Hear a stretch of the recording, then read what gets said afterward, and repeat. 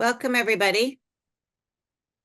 You're at the Grant Makers for Education Out of School Time Impact Group Third Friday convening. Hopefully that's the meeting that you thought you joined. So we'll give everybody a second to get settled. And as we do so, if you could change your screen name to include your pronouns and your organization, that helps us all get to know each other. So take a second to do that. My name's Kathleen Traphagen, and I co-facilitate the Out of School Time Impact Group with Rebecca Goldberg. We're very happy that you're here today. We haven't had these calls for a couple of months because it was summer, and we're talking about summer today, which I think is super appropriate because summer is actually about to end. I hope everybody had a good one.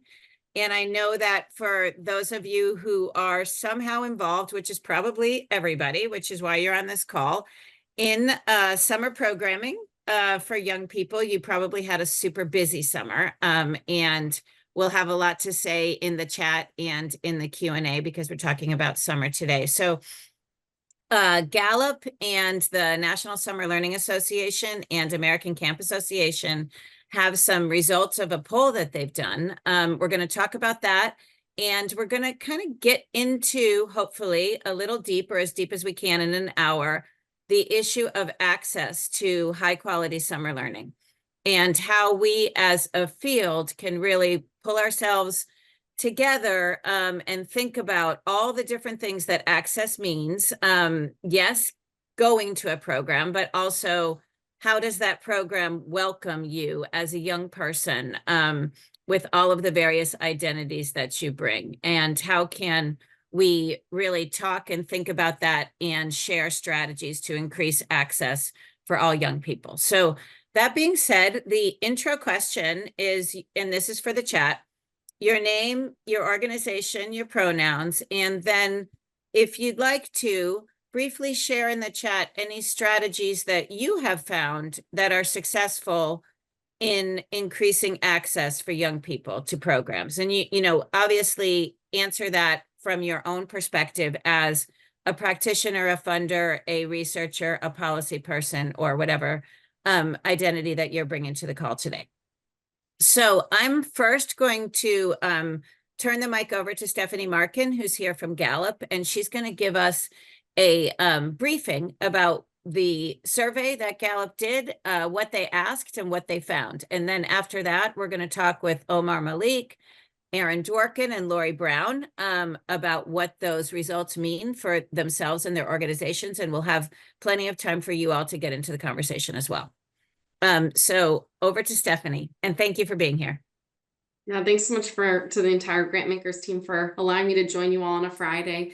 Stephanie Marken. I have the pleasure of working with our foundations, agencies, organization, anyone who's really passionate in conducting research to really improve post-secondary and K-12 student outcomes. And of course, that brought us to a great partnership with Aaron and team from the National Summer Learning Association, the American Camp Association, to really better understand how are students spending their summer and what do parents wish that they were doing and what if they potentially had to forego due to all the logistical and very practical barriers we know exist in keeping students from structured summer learning programs. So for today's discussion, I'm just going to share some of our most important findings from this most recent research that we conducted in the spring of this year.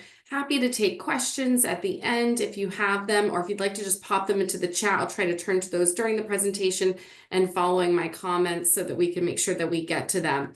At a high level, I think it's important to talk a little bit about how we conducted the research, because obviously that's really important to how we interpret the results.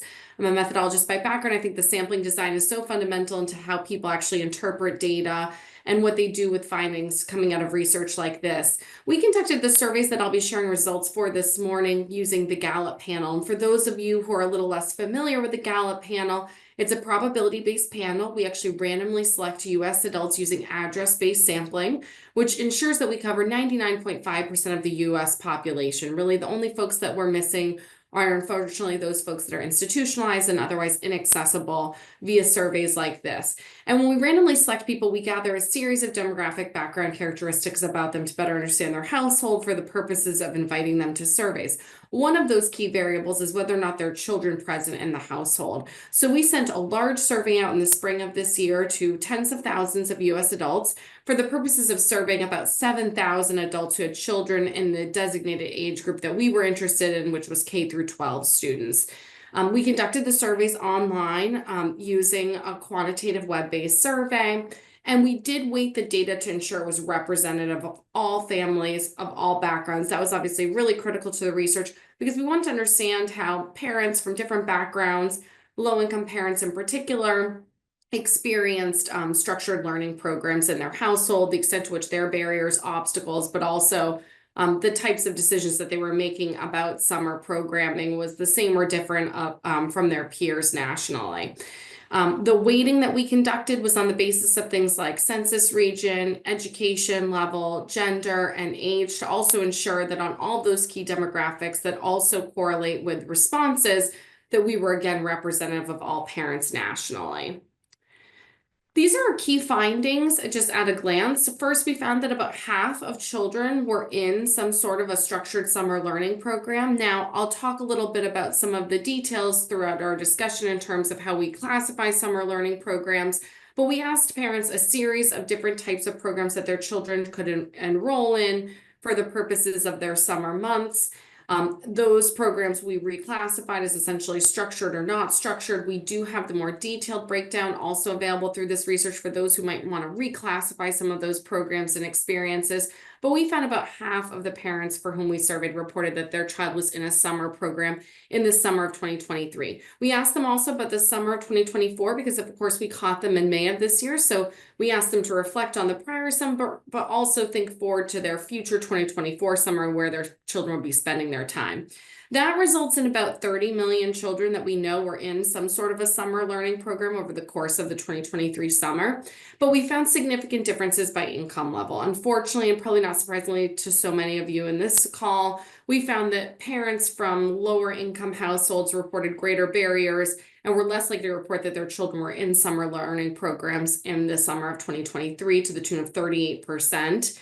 If we consider the number of students who are in free and reduced price lunch programs nationally, we know that we essentially are catching about 10 million low-income students who have participated in some sort of a summer program last summer. We did find a slight difference by age group. High school students were more likely to report that they were in some sort of a learning program. Of note, we considered an internship, which we know is a really important developmental experience for many high school age students, as some sort of a summer learning experience because there is learning on the job done in those internships. So since that counted and because high school age students are more likely to have those experiences, that's why we see essentially a higher rate among high school age student participation. We also saw differences by where people lived. Urbanicity was an important variable we explored. We saw differences whether or not the child lived in a suburban, rural, or urban area in their participation. And we also saw some differences by race ethnicity that I'll talk about during today's presentation. So I mentioned this already, about 55% of all parents for whom we surveyed reported that their child participated in some form of a structured summer learning program in the summer of 2023. That rate increased to 67% of those who made $100,000 or more in household income. It was a little less, it was 50% among those who were making $50,000 to $100,000 in household income.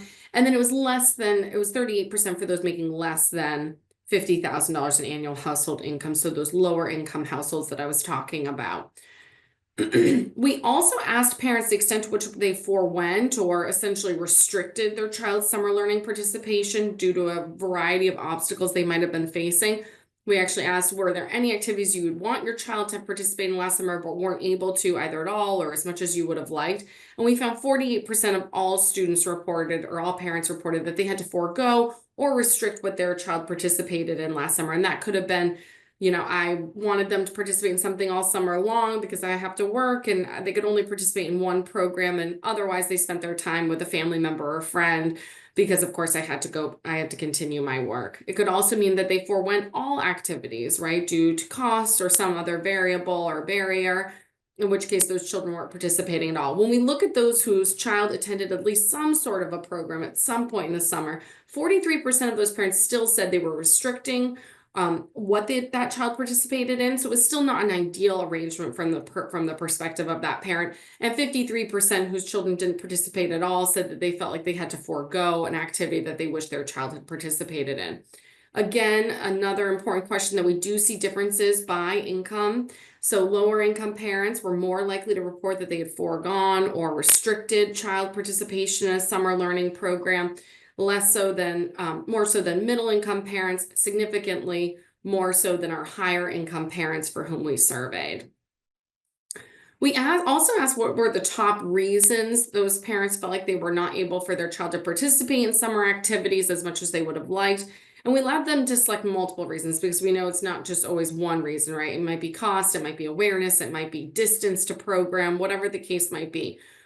So parents could select up to 3 total reasons, but we also asked them to give us their top reason for their child restricting or not participating in a specific program.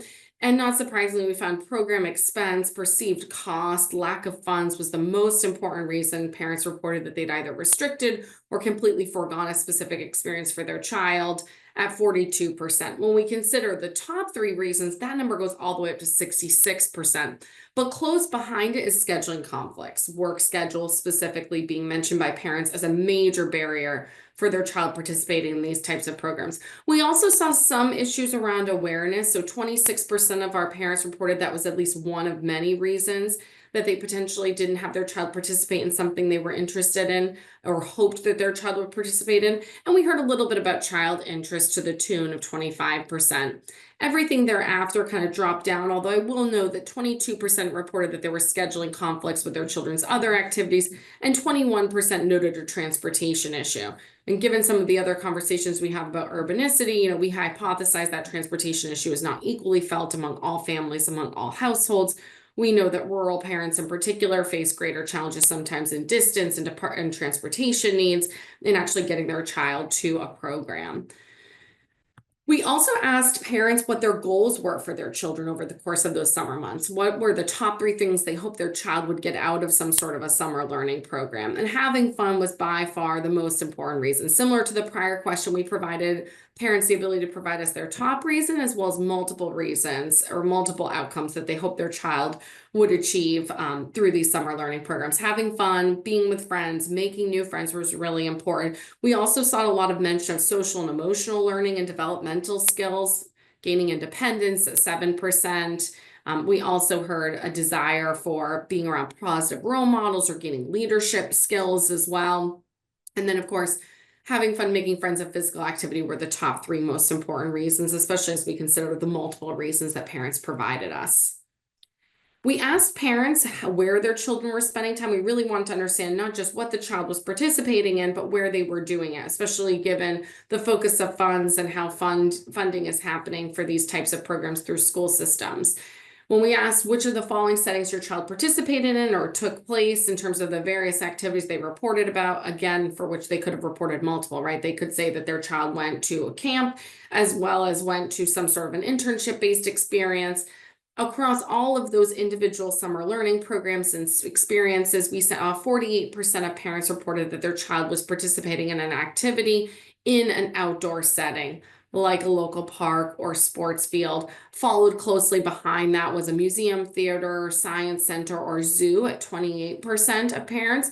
And then a private property camp in someone else's home, as well as a community rec center, really rounded out those top 5 places in which parents reported their children were participating in programs.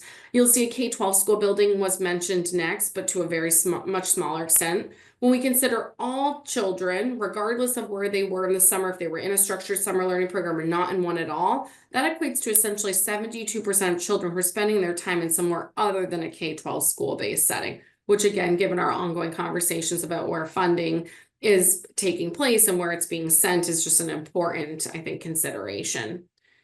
When we translate that to number of students, we see about 14 million of K-12 children nationally are essentially spending their time in an outdoor setting. That's a much smaller number when we look specifically at those low-income households and low-income children who are on those free and reduced price lunch programming. We see that is to the tune of 5 million. 8 million students are essentially spending time in those museums, theaters, science centers, or zoos. Another 3 million of those low-income households and children And when we look at things like private property, daycare camps, that equates to about 7 million children who we know are spending their time in those settings. So we always think that's helpful to think about number of children and not just percentages alone, because of course, these are real people and real families.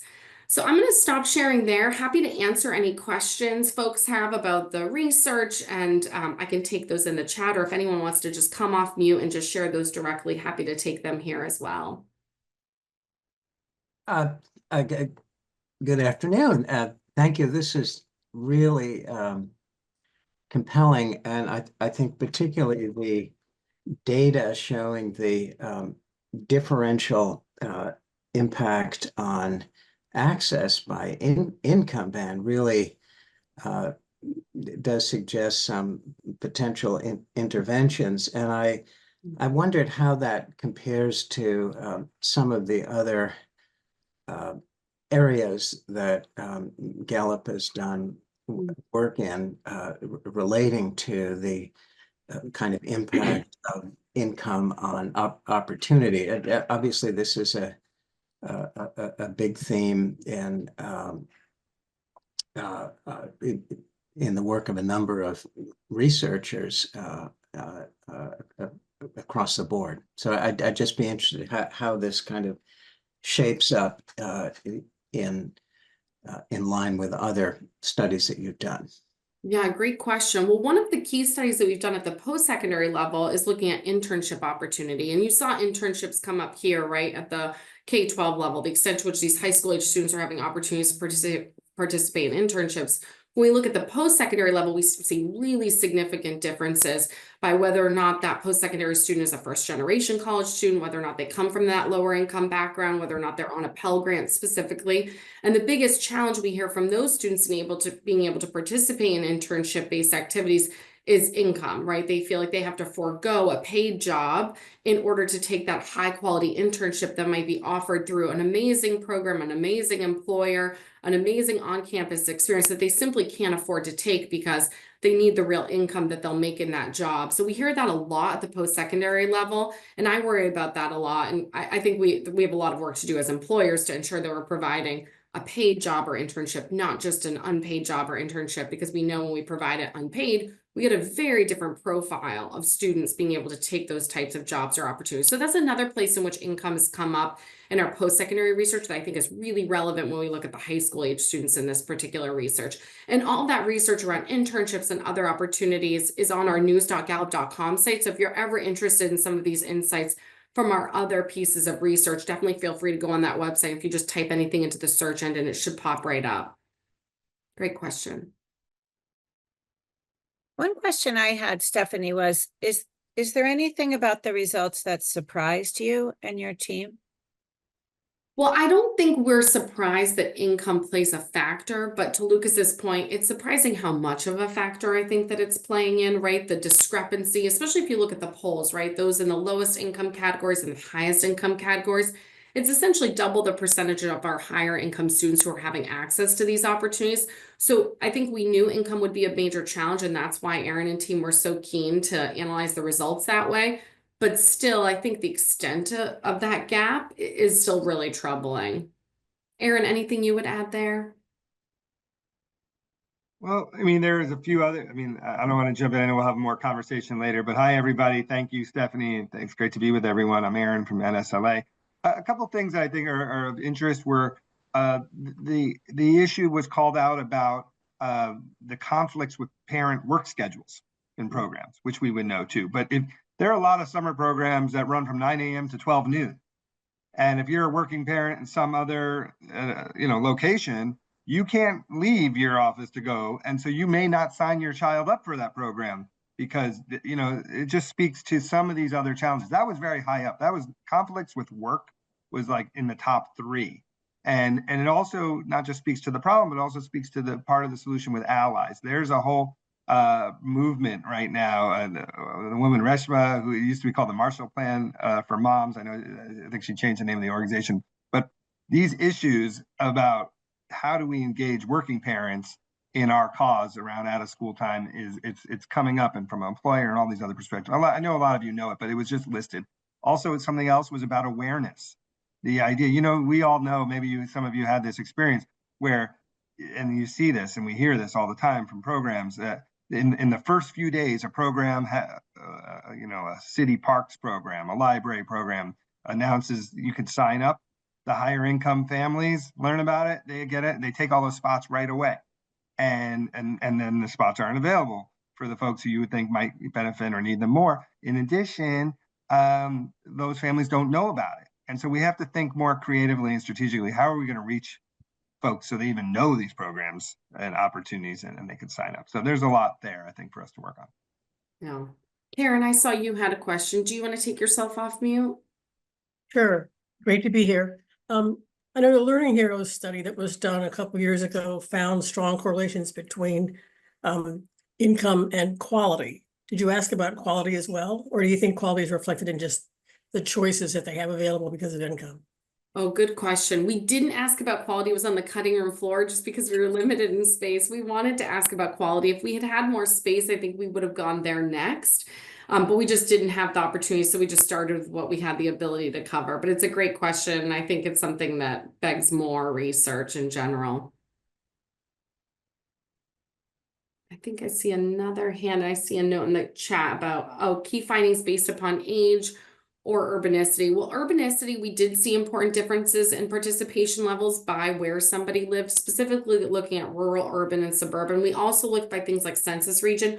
We tend to see those differences aren't as significant just because they tend to wash out across regions. But the real difference there was population density and just where you lived, with the those living in suburban areas having the highest level of access to summer learning programs. In the elementary, middle, and high school, that's where we saw those high school age students who were participating in internships to a much higher extent. So that was bringing up the totals that were participating in some sort of a structured experience in the summer. I think Regina, I don't know if I'm saying your name right, Regina, but you've got your hand up. You can go ahead. Thank you, Kathleen. It's Regina. Thank you very much. I was wondering if there was a difference in what the parents wanted for their children based upon income, and if there was a difference in the gaps based upon income. I saw it initially, but I didn't see the difference in the next slides. Good question. We didn't see significant differences in what parents were most interested in. So I think there is more consistency there than there is difference. But certainly, if we had had our druthers, we would have also done much more robust reporting about the combination of activities, right? In an ideal world, we would have known how many hours were spent in each type of activity and what parents were hoping to get out of each of them. We didn't have the ability to go into that great a detail through this research, but hopefully other research studies are able to get into that level of detail, because of course I would anticipate a parent, for example, that just picked one summer learning program because they had to restrict other types of participation might have had very different goals and objectives for that program than somebody who was able to participate in 3 or 4 different types of activities over the course of the summer months. So that's where looking at the combination in future research would be really interesting. Great. And if there's further questions for Stephanie, she's going to answer some in the chat, and we can also bring that back into our discussion after we have a conversation with Aaron and Laurie and Omar, which we'll do now. So thank you so much, Stephanie. It's fascinating research, and so much great layout of both what, some of the great things are and also clearly challenges. So let's start out this conversation with Omar, Laurie, and Aaron by getting to know you just a little bit. And this is, of course, elevator speech length, but let us know who you are and your organization, and then just a little bit. I always find it fascinating to hear how people got to the job that they're in. So just a little bit about, like, maybe your job previous to this one, or what you wanted to be, or how you got there. So why don't we start with Laurie? All right. Hi, everybody. So glad to see so many faces, some familiar, some new. I want to say that I'm speaking on behalf of the American Camp Association. Some of my colleagues are also on this call. My name is Laurie Browne. I use she, her pronouns. I'm calling in from Salt Lake City, Utah. The American Camp Association is a membership association supporting camps across the country of every shape and size. One way we do that is through our accreditation program. So we set, and then through a peer review education program, help camps maintain standards of health, safety, and risk management. But we also, have large programs related to program quality and continuous improvement, research, advocacy, and just lots and lots of ways that we're trying to connect folks in the field. So you can check us out at acacamps.org. Almost forgot that. How I got into this job, of course, is through camp. I went to camp and was a camp director, but only briefly, until I realized that being a camp director is the hardest job on the planet. And that is absolutely a pitch over to Omar. Y'all, major respect for Omar, who's going to share a little bit about himself with you in a second. Did that? Great.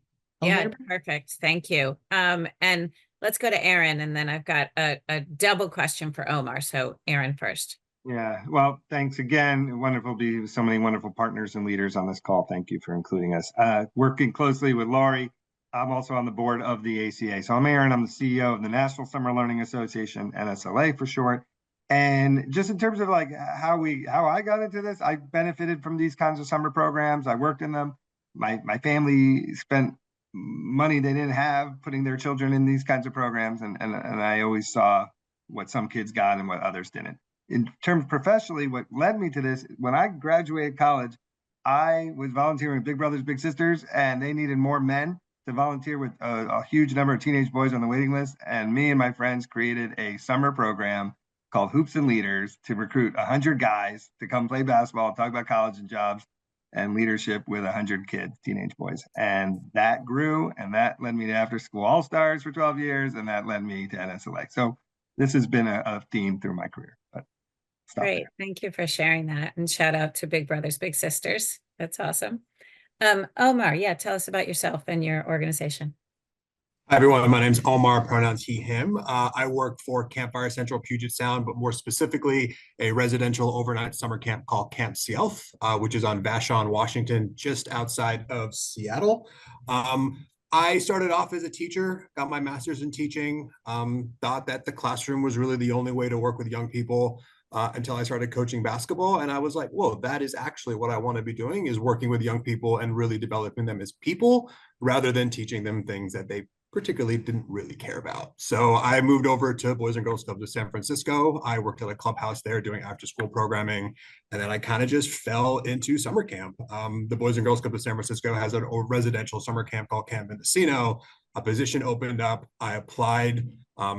And I just fell in love. I had a really bad experience as a young person at a summer camp in Texas in June 2002. I was the only person of color. So being able to go back to summer camp and being able to work there kind of reaffirmed my belief of how important summer programming, specifically for me personally, access to nature is for young people.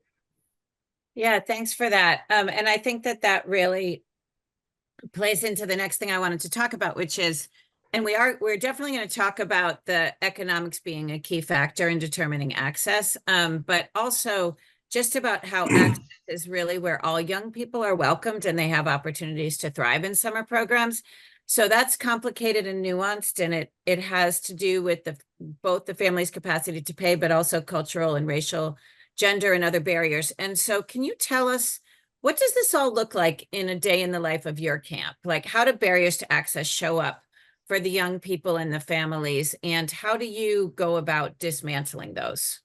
Yeah, I think for over residential summer camp, from where I'm sitting, a lot of it comes down to the trust that the families need to have in you, right? Summer camp traditionally has been a white middle to upper class activity in this country. And usually I know that people from my community don't go to summer camp. They don't really understand summer camp. They don't see the value in summer camp. They don't trust summer camp. They don't know why they should be sending their kids there. So the first question I always ask is, what's the why? What's the why that we would send our kids here? And then what do they actually need in order to feel comfortable to send their kids to camp? That could be a plethora of things. That could be, maybe you're doing a family camp. Maybe you're doing a opportunity for them to come out and visit the camp in some capacity. Maybe it's that they need somebody from their community on staff there. Maybe it's that they need something very specific that's food and cultural. But in order to get those people there, the first thing you need to do is ask that question. So yeah. Yeah, thanks for that. Can you hear me? Mhm. My internet is going crazy. Laurie, I'd like to turn to you and just if you could talk about sort of react to Omar's answer, and then also how does that then play into what ACA is trying to do? Yeah, what Omar describes is what we are trying to do, to look at, to support in numerous ways. You know, his insight and always want to give props to Campfire in the many ways that they are really centering that question of why, and not just financial access to camps and programs, but cultural belonging, belonging in all different kinds of ways. And so we're looking at this. Hopefully in a holistic way. I'm really grateful for all the strategies and ideas in the chat, and would love to hear, you know, more. You know, there's the traditional scholarship approach, which honestly has not been a challenge in the camp industry. You know, for generations, camps, and we know this through our own data, have been, you know, offering scholarships, and, you know, ACA actually, you know, runs a national scholarship program, and lots of contributors to that. You know, so there's that, you know, financial access, you know, but is that enough? Absolutely not. And so we're looking at access in terms of belonging, cultural relevance. You know, one project in particular is a project we're calling the Leadership Pathways Project. And this is with the support of the Market A. Cargill Philanthropies, and looking at, you know, how do we increase representation in staff so that young people see themselves in the staff of the programs and thereby feel seen, valued, and a sense of belonging. We're specifically doing that through counselor and training programs, what we call bridge programs between campers and staff, and working with camp professionals to try out new things. How do we expand access and belonging, cultural relevance within these counselor and training programs? Is that a little like disruption moment that we can now break this cycle where only some campers can go on to become staff? So that's one way.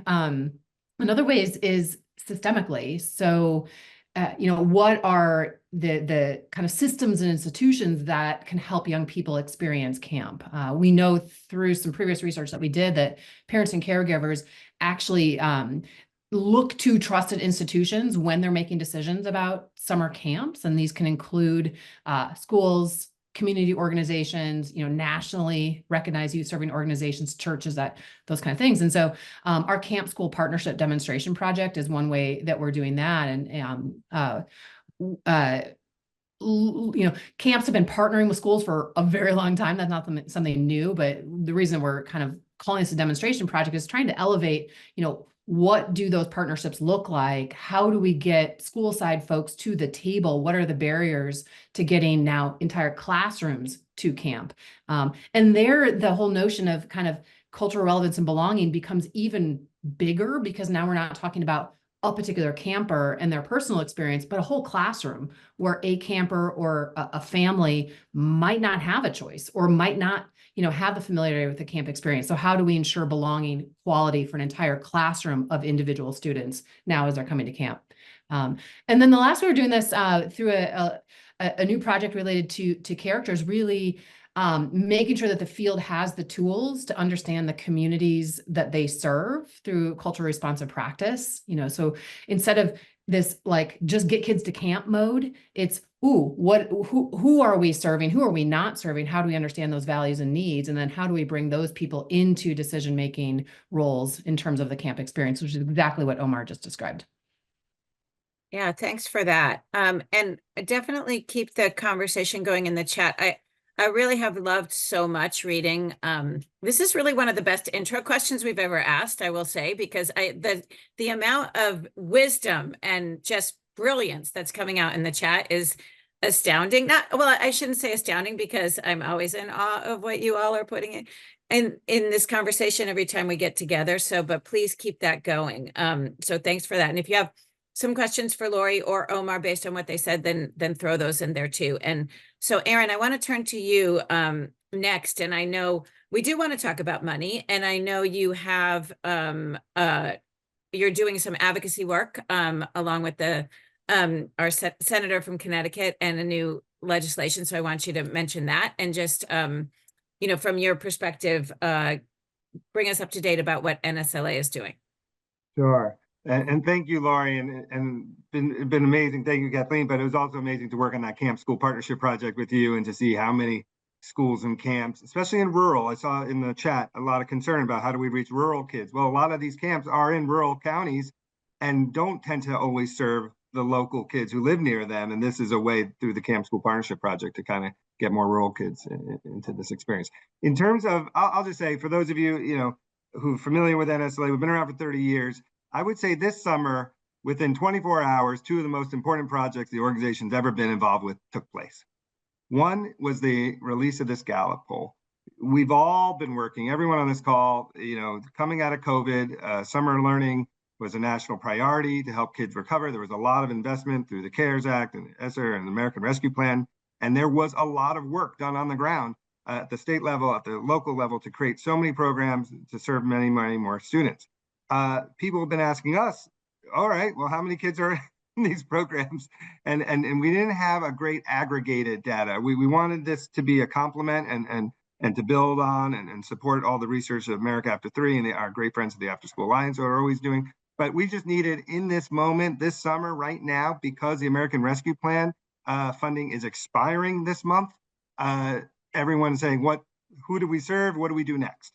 So one, we have this data, and I want to come back to it because and then the next day, so we released this data, the Gallup poll through their article got picked up. One thing we should all know, when you work with Gallup, you get a lot of their brand name, their household name, people know them. And the Education Week wrote a big story about this data. Atlantic magazine just did that. So it got a lot of pickup, which we appreciate on top of the hard work they did. The next day, I flew to Hartford, Connecticut, where I got to be with others, with Senator Chris Murphy of Connecticut, the Governor Ned Lamont of Connecticut, and Senator Murphy was introducing a bill. Right now, it's not passing or anything in the next few months before the election or anything, but it's something he wanted to announce and work on, which is the Summer for All Act, $1 billion a year for 4 years in a row, not to be housed in the Department of Education, but to be in the Department of Health and Human Services, that would have a focus, $1 billion to support community-based organizations, nonprofits, and state education agencies, specifically focused on helping low-income students in ways that we, address some of the challenges in response to the fact that most of the majority of the funding that went out after COVID went directly to school districts with the explicit encouragement to partner with community organizations, but not a requirement. And we know some got access to those funds, but many did not. So we wanted to kind of create a pot of money for those groups to do it. Groups like Omar's, groups like the ACA nonprofit camp. I will also just go back what Senator Murphy highlighted. So in this bill, he references the Gallup data. So he highlights 55% of kids, and according to this Gallup poll, were in some kind of structured programs where you had to apply, where there was adult supervision, ideally a curriculum, but 45% of kids not in any structured program. That's millions, right? That's millions. So there's that. And then going back to this kind of opportunity gap of the access, 67% of higher income students versus 38%. What I and NSLA and our board and some of our partners are taking, feeling empowered by. If you want to close the gap, let's just say, you don't have to agree, we don't have to decide this right now, but if it was a goal to increase the number of low-income kids having summer opportunities to be equivalent or parallel or comparable to their higher income peers, that would mean we would have to add 7 million more low-income kids into programs. And when you're able to identify the scope of a challenge like that, you can work backwards. Now, how would we do it? Well, it's not one, but it would take all of us.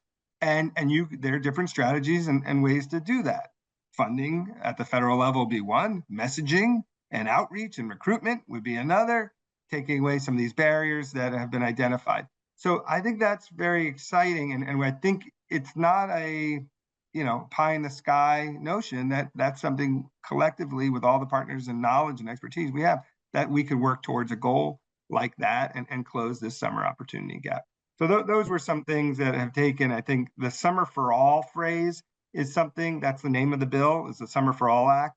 And I think people understand it. And just, you were asking Kathleen about people, how they feel. I'll just say, every adult I talk to could one tell you any positive, hopefully ideally positive, but something that they did in the summer, but they're also keenly aware what they didn't get to do over the summer and what other kids may have gotten to do. If they are lucky enough as an adult, they are choosing to try and give those experiences to their own children that they may not have received. And I think this resonates in a way where blue states and red states, and I don't want to get into the politics, but just to know that like I've been talking to people across political aisle, across domain, we're nonpartisan, bipartisan issue. And this is something that people feel like in this moment, everyone can kind of agree on and maybe work on. Yeah, thanks for that, Aaron. I'm gonna ask first, Laurie and Omar, do you want to respond to anything Aaron said or add to what you said? And while we listen to that, people who have a question, get that question ready or raise your hand now if you'd like to pop in or put it in the chat, and then we can bring everybody into the conversation. I'll jump in quickly and say too, of course, this is a highly complex issue. And remind us all that the inputs of running camp are going through the roof. So this is not a simple solution of just dropping prices. You know, camp folks are doing the very best they can, and those margins are getting slimmer and slimmer every year. Yeah, I just want to agree with Laurie. You know, my goal is always to try and pay staff more money, but I also don't want to increase our costs. But that is a fine balance as a camp director to manage. Yeah, and I think that that's probably the case too. I mean, there's so many different things that young people do in the summer. So there's the residential summer camp, but then there's also day programs that kids go to, and we saw that in the outdoor piece of data there. And everyone, like, we have spent a lot of time on these programs and with our funder group talking about issues around workforce. And I've talked to probably all of you about this around certainly pay is a major issue, but then it's also access to professional development and training and leadership development and all of the things. And so that really plays into when we think about how much more public resources are needed, right, to actually, and this is sort of like channeling Elizabeth Gaines, right, from you might be on this call, Elizabeth, from Children's Funding Project, who's always very clear that people need to be very clear about the money that is needed and not kind of shy away from that. But how do you, like, Aaron, how do you think about that when you think about like a political strategy to actually win the money that's needed? Sure. Well, I think that it's also really important, and while we have a huge appreciation and love for summer camp experiences, I think this point, and I think it's reflected that, and this gets to your question, Kathleen, is that so many students are in different program experiences in all settings. And that allows us to build an even broader coalition of partners to advocate for additional funding. So libraries are running so many programs, Parks and Rec, public housing, these are government, municipal run programs, right? Summer youth employment counted. So when Stephanie was talking about the high school students internships, it's the summer youth employment counted for the purposes of this poll as a structured activity they were doing. So that's all mayors tend to run that. And by the way, I always give this example, Jody Grant and I mentioned it too. There are 26 states, I just learned, have something called governor's school in the summer, a state funded summer residential program, usually at a state university for high school students. So you have all these kind of partners, and then he goes on, hospitals, colleges, we're talking about sports teams, the school of the New York Times, I always talk about, you know, they're running. So it's just so many allies. When you bring those allies together and they can advocate, you have, it's not just the OST field as we organize ourselves, but bring more people into this big tent. I think they all have, they're based all over the country. They have connections to decision makers all over the country. And if we're very targeted and strategic, I think we could build the grassroots support and the grass top support to make this case for people. And people with different issues resonate, whether it's Maslow's hierarchy. You know, some people care about summer meals and just feeding kids. Some people care about the academic piece. Some people care about the mental health. Some people care about the nature. Some people care about coding skills. So it's finding the different arguments and the different threads that will bring people to this cause. And I think that's how you pass a bipartisan piece of legislation. Omar, did you want to get in? Oh, I think they hit the nail on the head there. Okay, great. So, I don't see anybody's hand raised. If you do want to get in, then just raise your hand and we'll pop you in. I wanted to bring the conversation to private philanthropy, because that's kind of our lane, right? So we are part of Grantmakers for Education, and we have the Out of School Time Impact Group is a group of funders who are mostly members of Grantmakers for Education that have portfolios that span a very broad definition of out of school time, so the after school and summer sector. And we talked a little bit, you mentioned Margaret Cargill and the work that they're supporting with you, Laurie, and I know Lily Endowment is supporting that character in camp. And we have certainly Lucas did a question earlier lately of the Wallace Foundation, who has done an enormous amount to really boost the research and the public awareness. But where do you see private philanthropy as having, like, what should they do if you were kind of in charge there? What advice would you give to private philanthropy to leverage all the tools in their toolbox, which are not just money, but also the power to convene, the power to influence, the power to bring public awareness to a subject, the power to talk to their peers who are in the K-12 space and other spaces? So would love to hear your thoughts about that. And we can start with Laurie. So many thoughts. Ready. trying to pick one here. And Kathleen, you said it, one that pops first to mind is convening. For example, you mentioned the Character in Camp initiative, which has been funded by the Lilly Endowment. And in this initiative, ACA is building robust, library and tools to support character programming in camps. And then in January of 25, we'll be launching a grant program for camps to, apply for grants to do whatever they determine will help them improve and expand, character programs.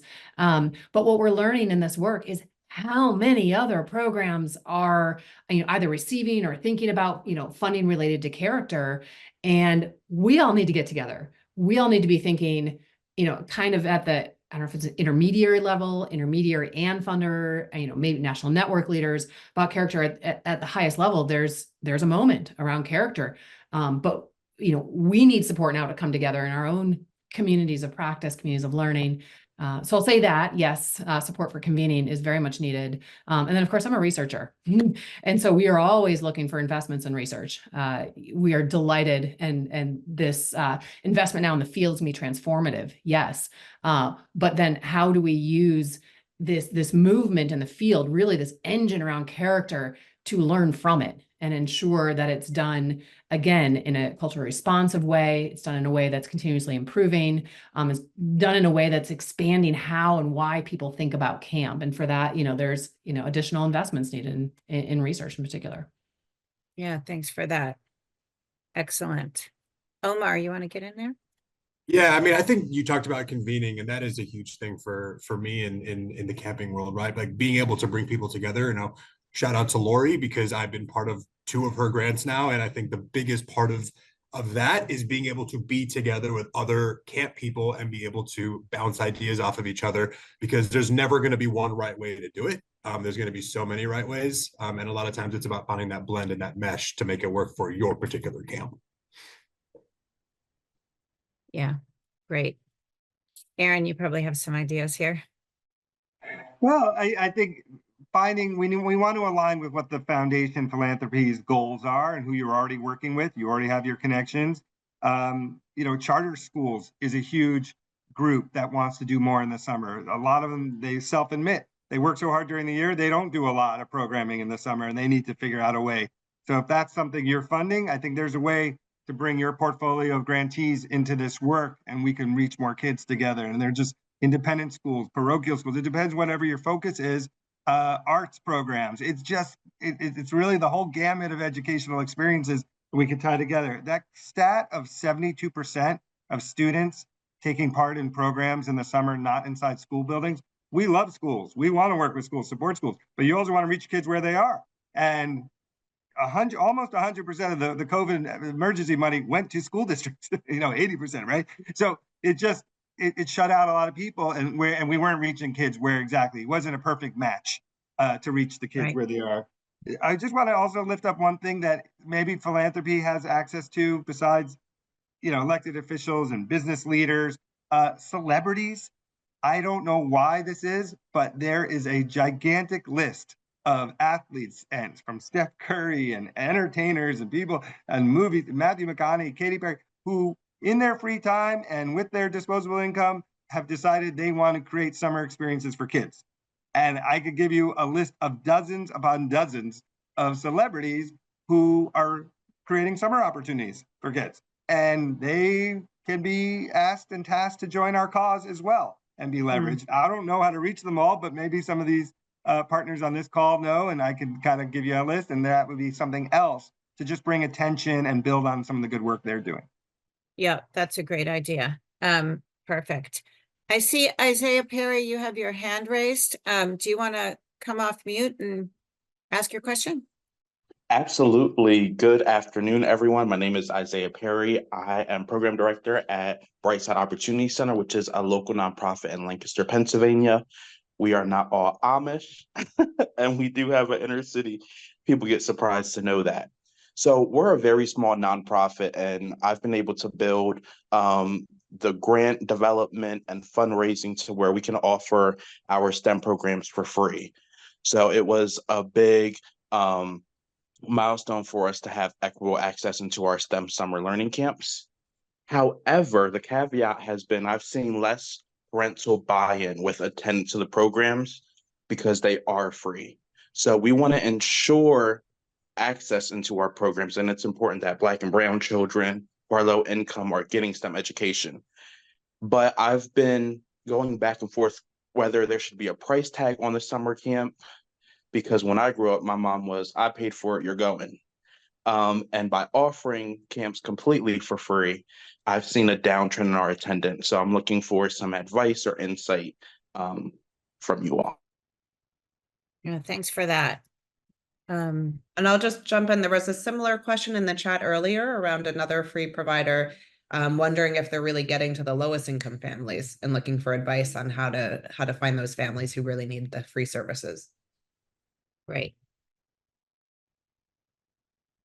I can speak a little bit to that. So at my last camp in Mendocino, we were in a really lucky position that we had a large sum of money every single year that we could use for campership campaigns, which meant we could probably scholarship the majority of our campers for basically nothing. We found the same thing, that when we got that money and we would say that you could come for $0, there was no buy-in, very little to no buy-in from the parents to actually show up and drop their kids off at the bus. We made the determination that we would put a very nominal fee. I think we did like $20, I think, and the cost of camp was $800, and we scholarshiped the other $780. So we gave them a $20 fee, and we found that still there were people who dropped off, but the amount of people that dropped off was a lot smaller.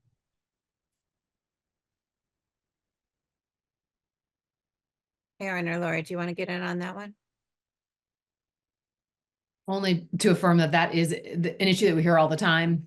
Omar knows, I mean, nominal fees, also relationship building, getting families to camp to see the value, these types of things are really important. The question about reaching the lowest income children, we did a study recently that was, we think, the first census of camps in the United States. And by that count, there are 20,000 programs that identify themselves as a camp, that are registered as such or identify as such. And that just exploded what we knew to be true about camps. And so there's also this interesting network. I don't even know if it's a network, but camps in backyards, camps in, on church playgrounds, camps deeply in community. And I think one of the things we're thinking about, I don't have an answer to the question of how to reach the lowest income children, but I do think that there's an opportunity to partner, find out who those people and individuals are that are hosting young people, even in these most private spaces, because they're serving a need and have connections to families that we could never hope to. So I do think there's some opportunity in understanding where a program is happening really deeply within communities, and then partnering with some of those leaders, providing them supports to run their programs and run them well and at high quality. Yeah, thanks for that. I think it's just something, I guess, constantly juggling, like relationships with people and that human nature of having some, skin in the game, but then also you don't want to create a barrier that some people might actually really not be able to overcome. So those are all good answers, and definitely keep the conversation going in the chat. I have my eye on the time, so I'm going to go to Lucas. Lucas, you've got a question, and you'll be the last question. I want to make sure before we break, Laurie and Omar and Aaron, make sure people know how to reach you. So just like throw your email in the chat, because if people have something to ask you that we don't get to, I want to make sure that they have the opportunity to do that. But Lucas, go ahead. No, it was just a comment on the pricing and Tracy's point about public's perception of free. There is something called the Chivas-Regal effect, which is people's tendency to ascribe higher quality to things that cost more. In fact, if you give people glasses of wine to sample and you put prices next to them, this is a $10 bottle, 20, 30, their preference will fall in line with the price. So it's a real phenomenon. For schools, it's probably less likely because people expect that to be free. For camps, they may not. So just a couple of possible solutions. One is, it's been mentioned, a nominal fee. The second is a fee coupled with an offer for scholarship, which does not connote any a loss of quality.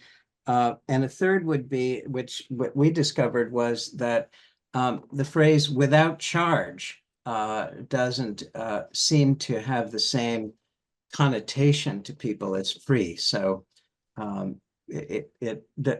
may be some options, but it is a real underlying tendency people have. Oh, that's interesting. We have to do a whole discussion about economics and Totally. And the human messaging. nature. Definitely, we'll put that in. 100%.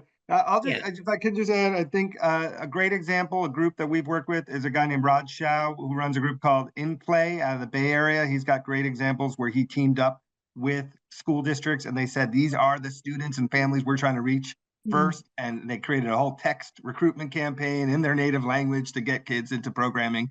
And sometimes it's not only school run programming. It's like, hey, and it was almost like pre-enrolled registration forms, and they didn't have to do much. So it really had a big impact. It'd be worth talking to him, or we could connect people. The other thing is something you all support about the intermediaries.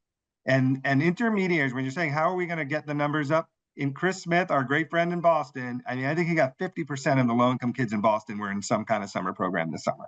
And that's because they have a shared database and they have coordination between the district and 200 plus CBOs and cultural institutions and colleges. And they are all rowing in the same direction. And one thing we're very excited about with this Chris Murphy bill is that there is funding specifically in that for intermediaries to apply. These backbone organizations, we know how much they can do for us. They sometimes fall in between the cracks and they aren't allowed to apply for funding somehow. And we need them, and they're the ones at the local level, state level, community level who can bring people together and kind of make sure that all the right kids are getting into the right programs. And kids have different needs and different interests, so you got to have a variety, but we need the coordination. Yeah, that's such a good point. I mean, I have heard Chris talk about that too over the years, that with all the love for the local education agencies and the state education agencies, there needs to be direct money coming to community-based organizations and intermediaries in this space. So I'm glad to see that the Chris Murphy bill does that. We are out of time, I believe. Does any of the panelists, do you have something that you just really wanted to get off into this, Omar? One thing, that's something that I thought about, the cost is obviously a barrier, but what I've also noticed is that when you decrease the cost, but then you ask a low income family for their tax returns and they're this form and they're that form, that obviously deters them very, very quickly. And it puts up another huge barrier to getting those kids. So you can drop the cost all you want, but once you start asking for all those things, it makes it even more difficult. Yeah, good point. Absolutely. And that goes with the welcoming, because that's not welcoming to some families to ask for all of that information, and actually quite scary. So perfect. Kathleen, can I just personally invite everyone on this call November 11th to 13th to our national summit, the Summer Learning Summit in Washington, D.C., a week after the election. It'll have amazing people there. Many people here will be there, but we could keep the conversation momentum going if you join. Absolutely. And I think Christy put information in the chat about that. So, and if you don't know about it, get on Aaron and Christy's website and sign up. Really, really want to deep thanks to Laurie, Aaron, Omar, and Stephanie for joining us and for your work and for your knowledge and sharing, and everybody who contributed to the chat today. We will synthesize all that and put it on the website. We are not meeting next month because we will be at the Ed Funders Conference, but we are meeting in November. We will remind you of that on email. Well, happy last days of summer, everybody, and have a terrific weekend. Thank you for being here today.